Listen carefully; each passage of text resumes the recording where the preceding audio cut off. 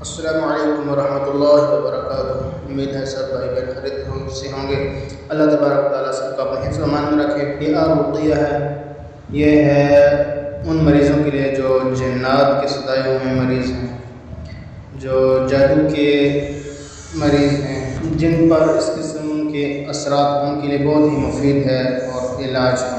سب سے پہلے یہ ذہن میں اپنے رکھیں، جادو تو اول اپنے ذہن میں رکھیں ہی نہیں، ہم پر جادو ہو چکا ہے، کیونکہ اگر بالفرض مان لیا جادو ہو گیا ہے، جادو بھی اتنا بڑا مسئلہ نہیں ہے۔ جادو سے جو بڑا مسئلہ ہے وہ ہے نظر۔ اگر کسی شخص کو نظر لگ گئی نا، وہ سب سے بڑی خطرناک ہے۔ نظر انسان کو قبر تک لے کے چلی جاتی ہے، یعنی کہ اونٹ کو ہنڈی میں ڈال دیتی ہے۔ نظر ایسی چیز ہے، اللہ تعالیٰ ہم سب کو نظر بد سے بچائے۔ بعض اوقات انسان کے اوپر اثرات ہو جاتے ہیں، انسان چلتے پھرتے کہیں سے گزر جاتا ہے، قبرستان وغیرہ سے یا ندی نال سے گزر جاتا ہے، یا کسی ایسے ویرانے سے چلا جاتا ہے، ان پر بچوں پر اثرات ہو جاتے ہیں، بڑوں پر اثرات ہو جاتے ہیں، جنات وغیرہ شیاطین کا اثرات ان پر ہو جاتا ہے۔ اس کا مطلب نہیں کہ یہ لازم جادو ہی ہو، کسی نے جادو ہی کیا۔ بہرحال جو مسائل ہیں آج کی، یہ میری جو ریکارڈنگ ہے، یہ رقیہ یعنی کہ ایک منزل ہے، اس کو مکمل سننے سے انشاءاللہ اللہ تعالیٰ کے حکم سے انسان بالکل صحت مند اور تندرست ہو جائے گا۔ یہ مجرب عمل ہے، اس سے انشاءاللہ اللہ تعالیٰ کے حکم سے فضل سے کئی مریض صحت مند ہوئے ہیں۔ شیاطین جو ہیں انسان کے جسم میں اس طرح گردش کرتے ہیں جس طرح انسان کے اندر خون گردش نہیں کرتا، اس طرح گردش کرتے ہوتے ہیں اور کوئی موقع ضائع نہیں ہونے دیتے۔ شیطان انسان کو مختلف حربوں سے ہر موقع پر ڈستا رہتا ہے اور بس اسے ذہن کے اندر ڈالتا رہتا ہے۔ اس کا مطلب نہیں کہ لازم یہ جادو ہی ہو، کسی نے جادو ہی کرایا ہے۔ بہرحال یہ منظر ان کے لیے ہے جن پر جنات کا اثرات ہو، اور ان کے لیے یہ ہے کہ ان مریض کو یہ سنانا ہے، دن کے اندر جتنی بار سنائیں گے، بار بار سنائیں گے، اتنا ہی فائدہ ہے کو، یعنی کہ ان کو آپ فجر سے لے کر 9-10 بجے تک سنائیں، اس ٹائم سونا نہیں ہے۔ مریض کو نیند آئے گی، اونگ آئیں گی، تھکاوٹ ہوگی، تکلیف ہوگی، لیکن اس میں سونا نہیں ہے، اس کو سننا ہے۔ اس کو سننے سے ظاہر ہے اگر کسی پر اثرات ہوں گے، جادو ہوگا، جنات ہوں گے، اس طرح قسم کے جو ہوگے، وہ اگر جنات ہے، شیاطین ہم کو تکلیف ہوگی، اس سے وہ بھاگیں گے، مریں گے، جلیں گے، تو اس میں ایک پریشان نہیں ہونا۔ مریض کو تکلیف ہوگی لیکن آپ نے اس کو کنٹینیو جاری رکھنا ہے، سناتے ہی جانا ہے۔ اگر کسی پر حسدی ہوتی ہے جنات وغیرہ کی، وہ ہر بے جھوٹ بولیں گے، فلاں نے کیا، فلاں نے کیا، فلاں نے کیا، ان کی باتوں میں نہیں آنا، وہ سراسر جھوٹ بولتے ہیں۔ شیطان کا کام یہی ہوتا ہے، جھوٹ بولنا، فساد برپا کرنا۔ ان کی باتوں میں آپ نے ایک دم نہیں آنا، حوصلے کے ساتھ آپ نے تحمل مزاجی کے ساتھ اپنے آپ میں کام کرنا ہے۔ بس آپ دعا کریں کہ اللہ تعالیٰ اس مریض کو صحت عطا فرما دے، بس۔ جی، دوسری بات یہ ہے کہ علاج کے ساتھ ساتھ جیسا کہ آپ ڈاکٹر کے پاس جاتے ہیں، بیمار ہیں، ڈاکٹر دوائی بھی دیتے ہیں اور ساتھ پرہیز بھی بتاتا ہے کہ اس چیز سے آپ نے پرہیز کرنی ہے۔ بندہ اگر شوگر کا مریض ہے تو اسے بتاتا ہے کہ آپ نے میٹھے سے پرہیز کرنی ہے۔ جو بیماری ہے ڈاکٹر اس نسخہ بھی دیتا ہے، دوائی دیتے ہیں، ساتھ مشورہ دیتا ہے کہ بھئی آپ نے پرہیز کرنی ہے۔ مریض اگر پرہیز کرے گا، دوائی کو لے گا، وقت پر صحیح ترتیب کے ساتھ دوائی لے گا، تو پرہیز کرے گا تو شفا ملے گی۔ شفا تو اللہ تعالیٰ کی ذات میں دینی ہے، شفا اللہ کے ہاتھ میں ہے، اللہ تبارک و تعالیٰ شفا دینے والے ہیں۔ باقی یہ وسیلہ ہے، تو اس امید کے ساتھ انسان جو ہے نا، اس نیت کے ساتھ کہ شفا اللہ تبارک و تعالیٰ نے ہی دینی ہے، تو بہرحال دوائی کے ساتھ پرہیز بھی ضروری ہے، علاج کے ساتھ پرہیز بھی لازمی ہے۔ تو علاج بھی اپنا کریں اور پرہیز بھی کریں، اور یہ بات بھی ذہن میں رکھیں کہ آپ نے مایوس نہیں ہونا، پریشان نہیں ہونا، کیونکہ اللہ تبارک و تعالیٰ فرماتے ہیں لا تقنطوا من رحمت اللہ، اے میرے بندو میری رحمت سے مایوس نہ، مایوسی جو ہے نا وہ گناہ ہے، اللہ کی رحمت سے کبھی مایوس نہیں ہونا چاہیے۔ ہاں اگر واقعی کوئی مریض ہوگا، جادو جنات اثر اس قسم کی کسی کو واقعہ بیماری ہے، وہم نہیں ہے، ایک ہوتا ہے وہم شک ہوتا ہے ذہن کے اندر، ایک ہوتا ہے واقعہ بندہ مریض ہے اس قسم کے اندر، تو پھر اس کو تکلیف ہوگی۔ یہ جو علاج میں بھی آپ کو بتانے جا رہا ہوں تو اس پہ آپ کو جو مریض ہوگا اس کو اس پہ تکلیف ہوگی، لیکن آپ نے اس میں گھبرانا نہیں ہے، پیچھے نہیں ہٹنا، آپ نے اس آپ نے اس کو زیادہ سے زیادہ جاری رکھنا ہے، اور شیطان کی باتوں میں آپ نے نہیں آنا۔ شیطان آئے گا، جنات آئے گا، بولے گا، جو مرضی بولے، جو مرضی کہے، جھوٹے ہوتے ہیں، ان میں سے اکثر جھوٹے ہوتے ہیں، کہ وہ بھی اللہ کی مخلوق ہے، ان میں نیک بھی ہیں بد بھی ہیں، تو اچھے برے ہیں ہم نے، تو آپ نے ان کی باتوں میں نہیں آنا، آپ نے اپنے کام پہ دھیان دینا ہے، فوکس کرنا ہے اس کو زیادہ سے زیادہ۔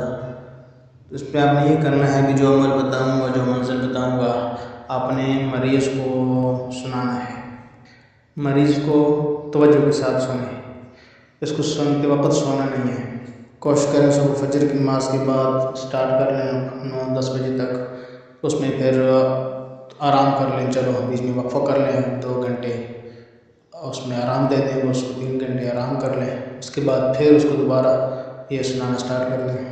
جتنی بار اس کو بار بار سنائیں گے اتنا ہی زیادہ فائدہ ہے، لیکن پھر بھی اگر زیادہ نہیں سنا سکتے ہیں تو دن کے اندر اس کو کم از کم آپ نے 3 مرتبہ 4 مرتبہ لازمی سنانا ہے دن کے اندر۔ اس میں کہ مریض کو تکلیف ہوگی، مریض کو الٹیاں بھی ہوں گی، کیونکہ اس میں میں نے علاج کیا ہے، اس سے علاج ہوا الحمدللہ۔ مریض کو 3 گھنٹے، ایسے مریض تھے جو ہسپتال گئے ہیں، بول نہیں سکتے تھے ٹھیک ٹھاک، بولنا بند، آوازوں کی بول نہیں سکتے، کچھ جواب نہیں دے سکتے، تو وہ اشاروں سے بتاتے بھائی، اچانک ڈاکٹروں کو بھی سمجھ نہ آئے کیا ہو گیا، ان کو بے ہوشی بار بار آتی تھی، اٹھتے تھے، ہوش میں آتے تھے، اس طرح دورہ پڑ جاتا، پھر بھی ہوش گر جاتے، کوئی سمجھ نہیں آئی، تو ان کو یہ منظر سنائی گئی۔ میں الحمدللہ میں نے اس کو کافی پڑھا، خود پڑھا میں نے الحمدللہ۔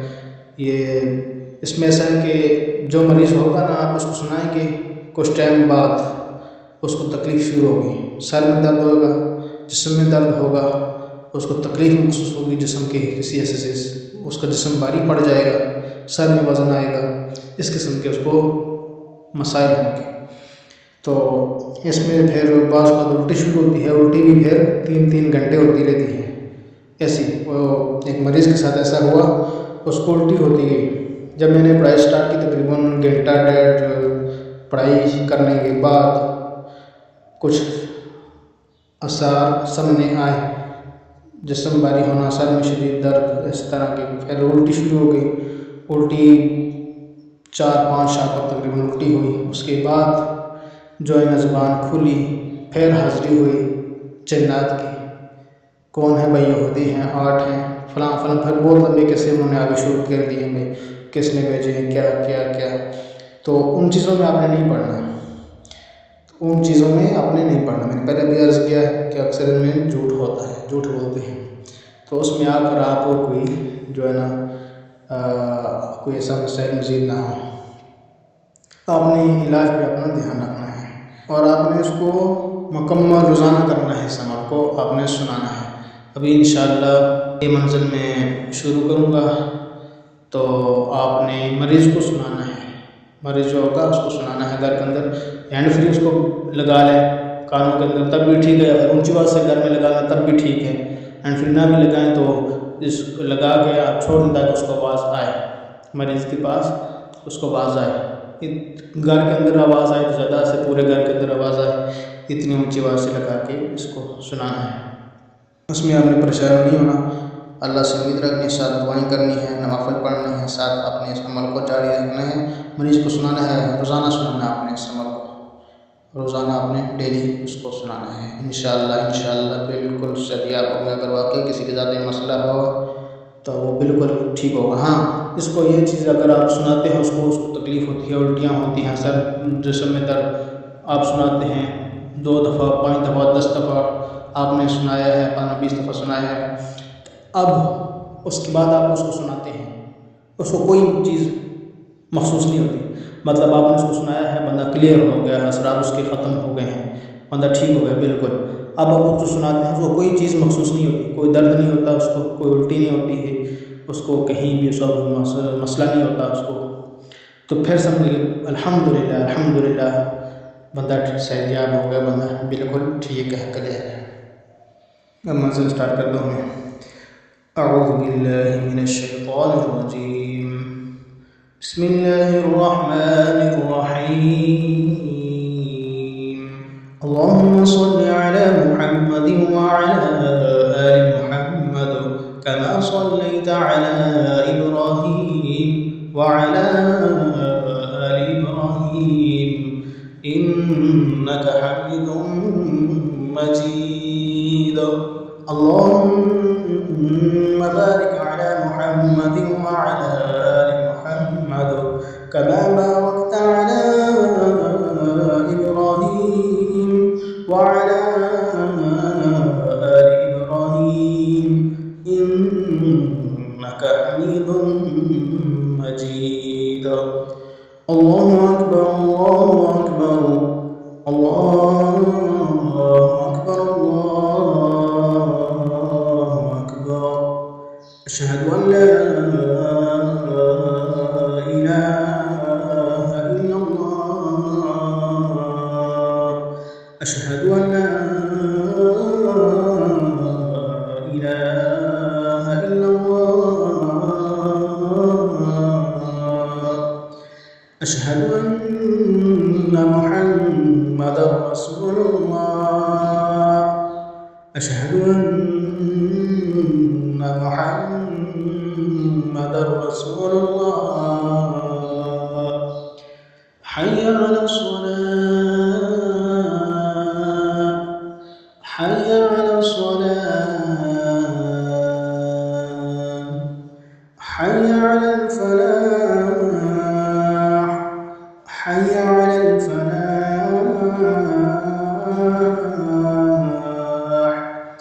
अल्लाहु अकबर, ला इलाहा इल्लल्लाह, अल्लाहु अकबर अल्लाहु अकबर अल्लाहु अकबर अल्लाहु अकबर, अशहदु अन ला इलाहा इल्लल्लाह, अशहदु अन ला इलाहा इल्लल्लाह, अशहदु अन्ना मुहम्मदर रसूलुल्लाह, अशहदु अन्ना मुहम्मदर रसूलुल्लाह, हय्य अलस सलाह, हय्य अलस सलाह, हय्य अलल फलाह, हय्य अलल फलाह।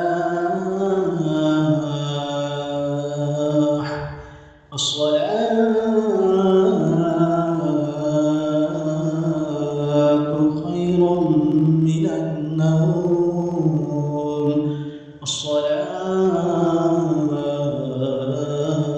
अस्सलातु खैरुम मिनन नौम। अल्लाहु अकबर अल्लाहु अकबर, ला इलाहा इल्लल्लाह। अल्लाहुम्मा सल्लि अला सय्यिदिना व मौलाना मुहम्मदिन सलातन तुंजीना बिहा मिन जमीइल अहवाल वल आफात وتقضي لنا بها جميع الحاجات وتطهرنا بها من جميع السيئات وترفعنا بها عندك أعلى الدرجات وتبلغنا بها أقصى الغايات من جميع الخيرات في الحياة وبعد الممات إنك على كل شيء قدير. أعوذ بالله من الشيطان الرجيم، بسم الله الله الرحمن الرحيم.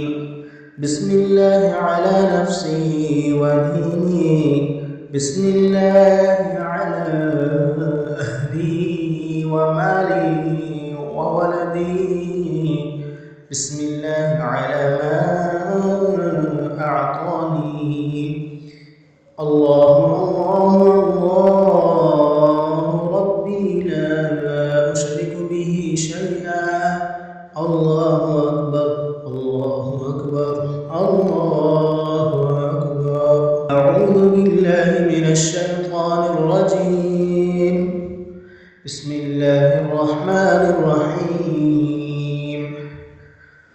الحمد لله رب العالمين، الرحمن الرحيم، مالك يوم الدين، إياك نعبد وإياك نستعين، اهدنا الصراط المستقيم، صراط الذين أنعمت عليهم غير المغضوب عليهم ولا الضالين.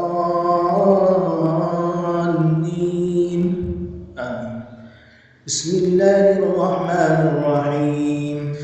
ألف لام ميم، ذلك الكتاب لا ريب فيه، هدى للمتقين الذين يؤمنون بالغيب ويقيمون الصلاة ومما رزقناهم ينفقون، والذين يؤمنون بما أنزل إليك وما أنزل من قبلك وبالآخرة هم يوقنون، أولئك على هدى من ربهم وأولئك هم المفلحون.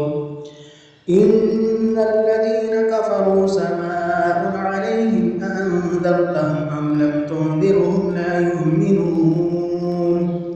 وإلهكم إله واحد لا إله إلا هو الرحمن الرحيم. الله لا إله إلا هو الحي القيوم، لا تأخذه سنة ولا نوم، له ما في السماوات وما في الأرض، من ذا الذي يشفع عنده إلا بإذنه، يعلم ما بين أيديهم وما خلفهم، ولا يحيطون بشيء من علمه إلا بما شاء، وسع كرسيه السماوات والأرض ولا يئوده حفظهما وهو العلي العظيم. ولا يئوده حفظهما وهو العلي العظيم. ولا يئوده حفظهما وهو العلي العظيم. لا إكراه في الدين، قد تبين الرشد من الغي، فمن يكفر بالطاغوت ويؤمن بالله فقد استمسك بالعروة الوثقى لا انفصام لها، والله سميع عليم. الله ولي الذين آمنوا يخرجهم من الظلمات إلى النور، والذين كفروا أولياؤهم الطاغوت يخرجونهم من النور إلى الظلمات، أولئك أصحاب النار هم فيها خالدون.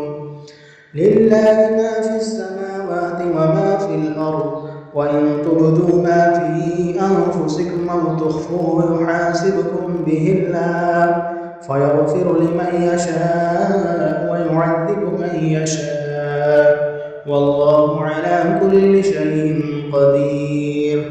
آمن الرسول بما أنزل إليه من ربه والمؤمنون، كل آمن بالله وملائكته وكتبه ورسله لا نفرق بين أحد من رسله، وقالوا سمعنا وأطعنا غفرانك ربنا وإليك المصير. لا يكلف الله نفسا إلا وسعها، لها ما كسبت وعليها ما اكتسبت. ربنا لا تؤاخذنا إن نسينا أو أخطأنا، ربنا ولا تحمل علينا إصرا كما حملته على الذين من قبلنا، ربنا ولا تحملنا ما لا طاقة لنا به واعف عنا واغفر لنا وارحمنا أنت مولانا فانصرنا على القوم الكافرين. شهد الله أنه لا إله إلا هو والملائكة وأولو العلم قائما بالقسط لا إله إلا هو العزيز الحكيم. قل اللهم مالك الملك تؤتي الملك من تشاء وتنزع الملك ممن تشاء وتعز من تشاء وتذل من تشاء بيدك الخير إنك على كل شيء قدير. تولج الليل في النهار وتولج النهار في الليل وتخرج الحي من الميت وتخرج الميت من الحي وترزق من تشاء بغير حساب. إن ربكم الله الذي خلق السماوات والأرض في 6 أيام ثم استوى على العرش يعلم ما يلج في الأرض وما يخرج منها وما ينزل من السماء وما يعرج فيها. تولج الليل في النهار وتولج النهار في الليل وتخرج الحي من الميت وتخرج الميت من الحي وترزق من تشاء بغير حساب.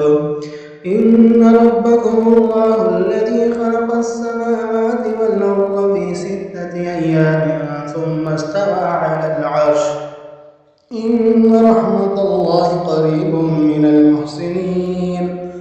قل ادعوا الله أو ادعوا الرحمن أيما تدعوا فله الأسماء الحسنى ولا تجهر بصلاتك ولا تخافت بها وابتغ بين ذلك سبيلا. قل ادعوا الله أو ادعوا الرحمن أيما تدعوا فله الأسماء الحسنى ولا تجهر بصلاتك ولا تخافت بها وابتغ بين ذلك سبيلا.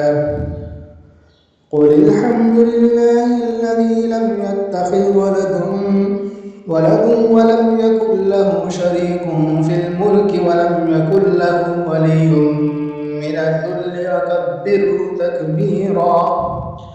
أفحسبتم أنما خلقناكم عبثا وأنكم إلينا لا ترجعون. فتعالى الله الملك الحق لا إله إلا هو الرحمن الرحيم. ومن يدع مع الله إلها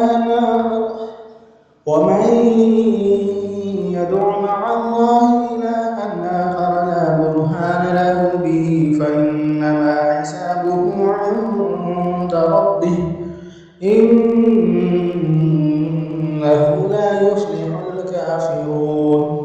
وقل رب اغفر وارحم وأنت خير الراحمين. واتبعوا ما تتلو الشياطين على ملك سليمان وما كفر سليمان ولكن الشياطين كفروا يعلمون الناس السحر وما أنزل على الملكين ببابل هاروت وماروت وما يعلمان من أحد حتى يقولا إنما نحن فتنة فلا تكفر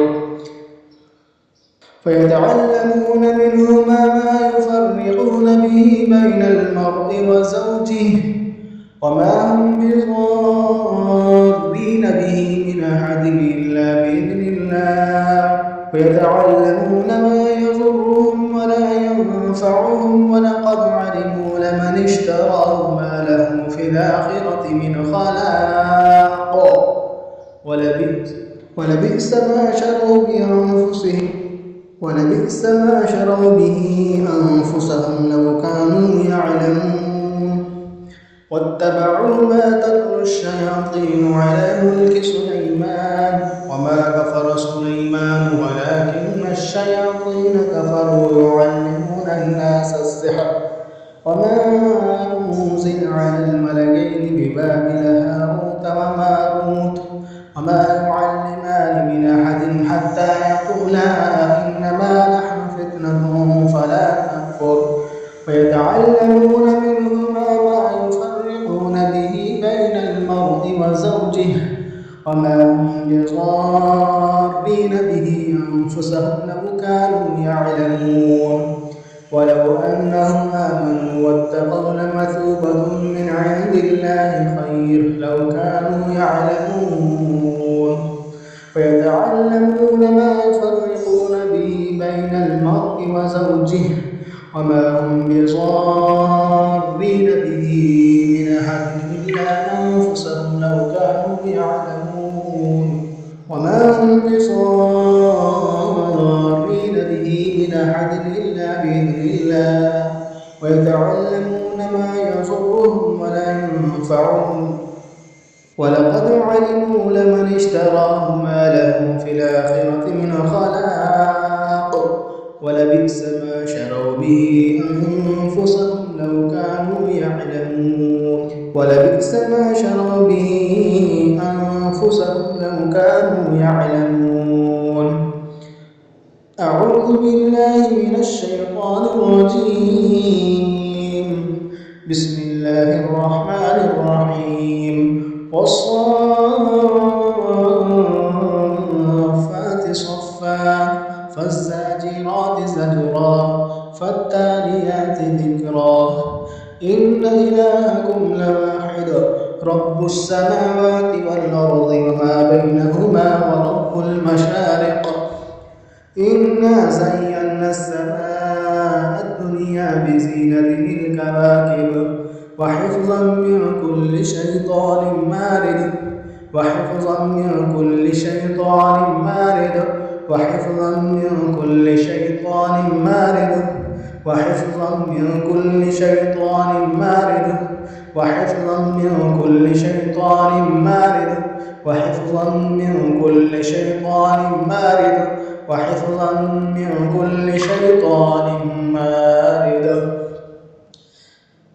أعوذ بالله من الشيطان الرجيم بسم الله الرحمن الرحيم قل أوحي إلي أنه استمع نفر من الجن فقالوا إنا سمعنا قرآنا عجبا يهدي إلى الرشد فآمنا به ولن نشرك بربنا أحدا وأنه تعالى جد ربنا ما اتخذ صاحبة ولا ولدا وأنه كان يقول سفيهنا على الله شططا أعوذ بالله من الشيطان الرجيم بسم الله الرحمن الرحيم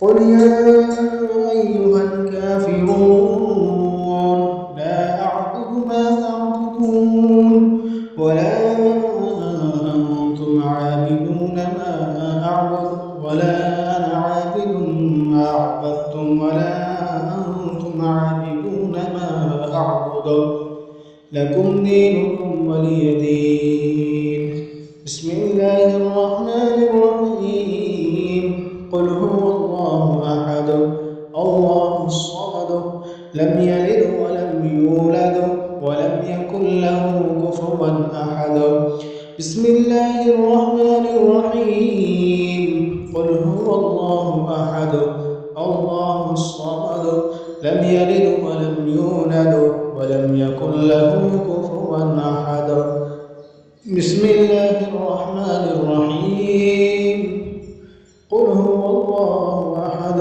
الله الصمد لم يلد ولم يولد ولم يكن له كفوا أحد بسم الله الرحمن الرحيم قل أعوذ برب الفلق من شر ما خلق ومن شر غاسق إذا وقب ومن شر النفاثات في العقد ومن شر حاسد إذا حسد بسم الله الرحمن الرحيم قل أعوذ برب الناس ملك الناس إله الناس من شر الوسواس الخناس الذي يوسوس في صدور الناس من الجنة والناس.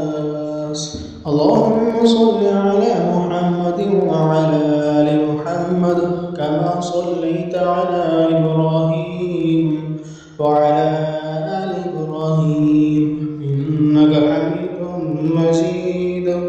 اللهم بارك على محمد وعلى آل محمد كما باركت على إبراهيم وعلى آل إبراهيم إنك حميد مجيد.